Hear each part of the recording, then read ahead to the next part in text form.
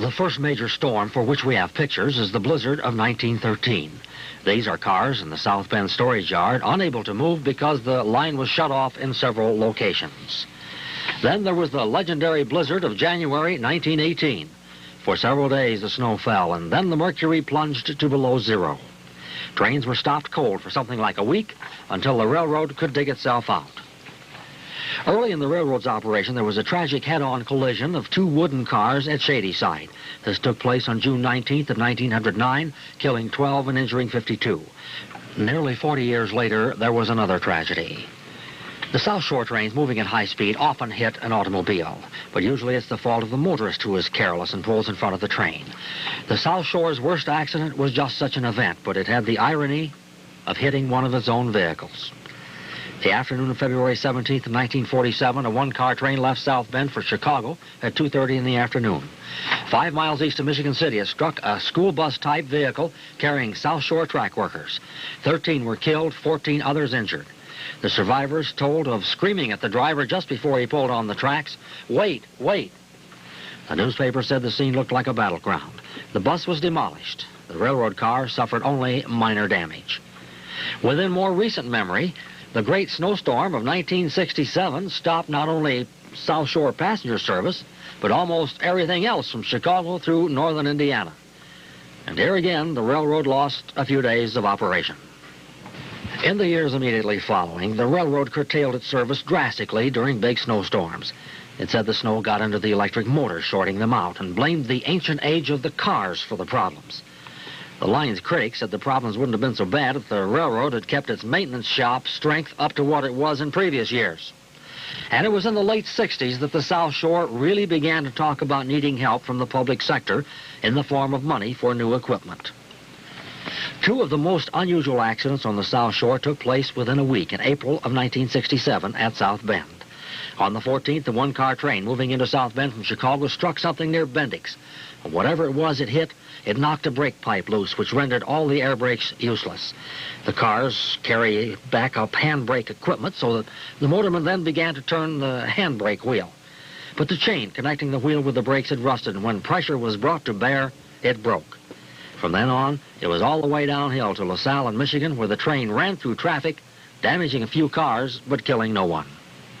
The stiff LaSalle Street hill from Michigan down to the storage yards just across the river only accelerated the car, which ran off the end of the track and buried its nose in a warehouse building which at that time stood there. The terrified motorman jumped before the impact and was the only casualty. Other crew members and passengers rode the train to the crash and survived without major injury. Then 1 week later, on April 21st, a second car did virtually the same thing.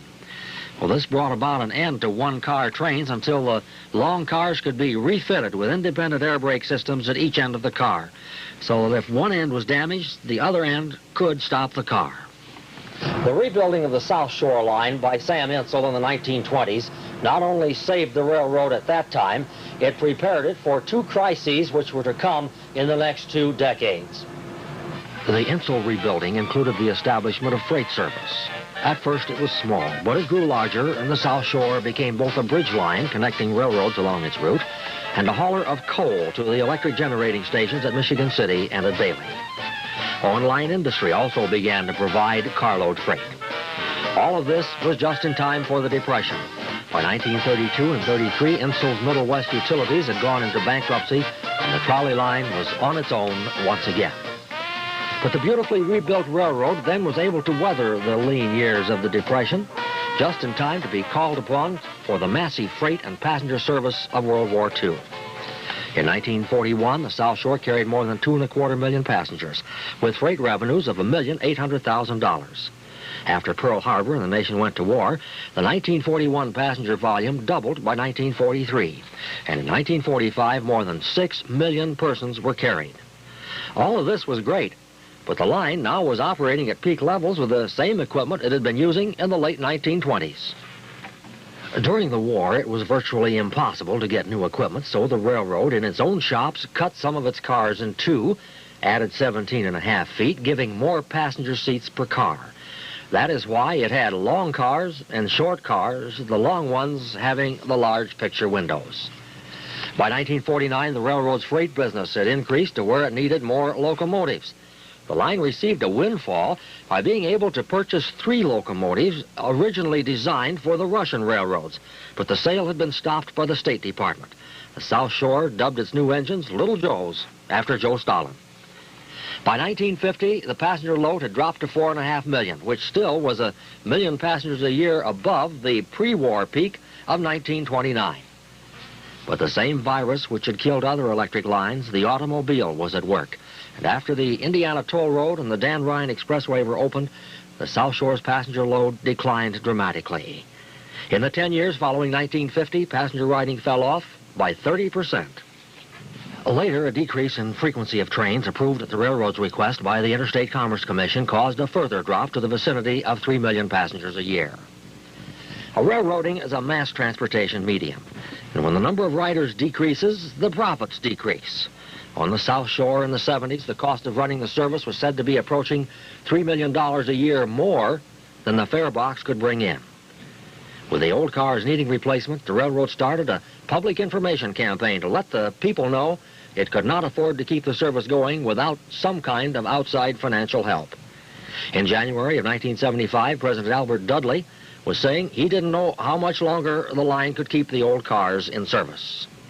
Unfortunately, I can't say specifically. The equipment is over 50 years old. It's very expensive to maintain. Its parts and supplies are becoming increasingly difficult to obtain. And eventually, it's going to have to be taken out of service for safety defects, if nothing else. But no one can say exactly which day. There's been federal money available to you, and there may be more if some matching funds can be provided by the railroad. Why doesn't your parent company, the C&O, put up the $3 million to begin with? The C&O is dealing with stockholders' money. Therefore, they have to be prudent businessmen.